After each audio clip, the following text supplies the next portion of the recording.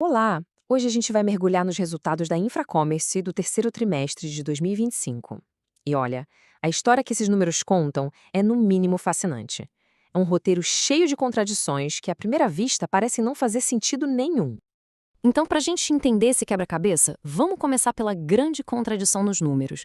Depois, vamos entender o plano de transformação que está por trás de tudo isso e ver como a empresa priorizou o lucro e não a receita. Aí a gente entra na parte da reconstrução do balanço. Mas calma, nem tudo são flores. Vamos falar também de um alerta importante feito pelo auditor e, por fim, tentar imaginar qual será o próximo capítulo dessa história. Bom, vamos lá. A primeira coisa que salta aos olhos é justamente esse quebra-cabeça. Porque, sério, quando a gente olha os números do último trimestre, parece que a Infracommerce está contando duas histórias completamente diferentes ao mesmo tempo. E é aqui que a coisa fica interessante. De um lado, a gente vê uma queda bem forte na receita líquida, quase 36% a menos que no mesmo período do ano passado. É uma queda e tanto. Só que, do outro lado, a própria gestão da empresa vem a público e diz que o plano de recuperação está sendo um sucesso. Como assim? Aí fica a pergunta, né? Como é que pode a receita cair tanto e, ao mesmo tempo, a empresa estar comemorando? Parece que não bate, mas tem uma explicação para isso. Vamos entender?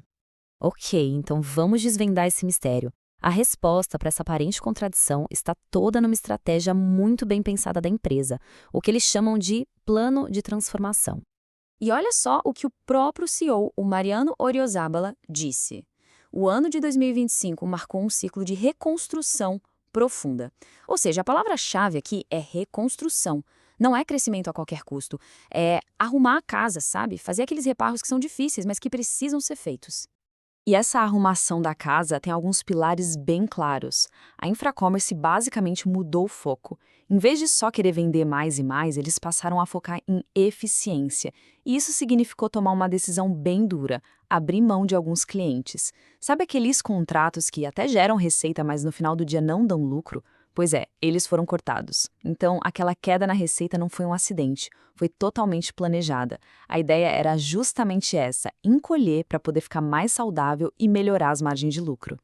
E essa estratégia de colocar o lucro na frente da receita? Bom, parece que está começando a dar certo. Os resultados positivos já estão aparecendo. Vamos dar uma olhada. Olha só isso, o primeiro impacto, e que impacto, foi no controle de gastos. Os custos e as despesas totais simplesmente despencaram, uma queda de mais de 46%. Isso é muita coisa. Mostra que a empresa colocou uma disciplina financeira bem rígida e que a reorganização teve um efeito bem concreto no bolso. E aqui está a prova dos 9, a prova de que a estratégia está funcionando. Mesmo com a receita caindo, a margem bruta aumentou, subiu 2,7 pontos percentuais. O que isso quer dizer na prática? Quer dizer que, agora, a Infracommerce está ganhando mais dinheiro em cada venda que faz. É a clássica história da qualidade superando a quantidade. Agora, a gente vai para a parte talvez mais impressionante dessa história toda: a reconstrução do balanço patrimonial. Pensa no balanço como a fundação da casa. E a da Infracommerce precisava de um reparo. E que reparo! Para a gente ter uma ideia do tamanho do buraco, basta olhar como as coisas estavam só um trimestre antes. O patrimônio líquido da empresa era negativo em mais de 200 milhões de reais. Isso quer dizer, na prática, que a empresa devia muito mais do que tudo que ela tinha. É uma situação extremamente delicada, de fragilidade máxima. E agora, a virada espetacular. Em apenas 3 meses, aquele número negativo virou um número positivo de mais de 338 milhões. É uma reversão completa. Uma recuperação dessas, nesse ritmo, é algo realmente impressionante de se ver no balanço de uma companhia. Tá, mas como eles fizeram essa mágica? A jogada de mestre aqui foi transformar a dívida em participação na empresa. Basicamente, a Infracommerce tinha uma dívida alta com seus credores por meio de títulos chamados debêntures. O que eles fizeram foi negociar, e cerca de 65% desses credores aceitaram trocar o que a empresa devia a eles por ações da própria Infracommerce. Ou seja, eles deixaram de ser pessoas para quem a empresa devia dinheiro e se tornaram sócios. Isso limpou o balanço de uma forma incrível, tirando um peso gigantesco das contas. E o resultado final de tudo isso? Olha só, a dívida líquida ajustada, que é um termômetro bem preciso da saúde financeira, foi praticamente zerada. Chegou a apenas R$ 1 milhão. Com essa jogada, a estrutura de capital da Infracommerce foi basicamente reconstruída e solidificada.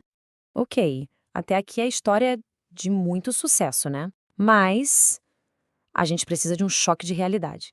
Porque apesar de todas essas melhorias incríveis, tem um ponto de atenção bem sério que a gente precisa discutir. Um alerta formal que veio do auditor independente da empresa. O auditor colocou no relatório uma nota sobre incerteza quanto à continuidade operacional. Traduzindo do financês, isso é um jeito formal que o auditor tem de dizer, olha, essa empresa passou por tanta coisa, teve tanto prejuízo e fez uma reestruturação tão grande que existe uma dúvida relevante se ela vai conseguir continuar de pé no futuro próximo. E a linguagem que eles usam é bem direta. Eles falam em incerteza relevante, que pode levantar dúvida significativa. Isso é um reflexo direto de todos os prejuízos que a empresa acumulou e dos desafios que ela ainda tem pela frente, mesmo depois de todo esse sucesso recente na reestruturação das contas. Mas é muito importante entender o contexto aqui. Esse alerta é uma bandeira amarela, sabe? É o auditor dizendo que existem riscos importantes e que o trabalho de recuperação ainda não acabou. Mas atenção, isso não quer dizer que os números que a empresa apresentou estão errados, tá? É mais uma declaração sobre as incertezas do futuro. Beleza. Então, com tudo isso na mesa, receita caindo, lucros subindo, balanço arrumado e um alerta do auditor, a pergunta que fica é: e agora? Para onde a Infracommerce vai a partir daqui? Vamos só recapitular os pontos principais. A gente tem uma empresa que, de forma muito consciente, abriu mão de receita para buscar mais lucro. E conseguiu. Cortou custos de forma radical e melhorou a margem. Ela também fez uma cirurgia no balanço, transformando dívida em capital. Mas, ao mesmo tempo, carrega essa ressalva dos auditores, que serve como um lembrete de que a jornada de recuperação ainda não terminou. E isso nos leva à grande pergunta para o futuro. A fase da reconstrução profunda parece ter chegado ao fim.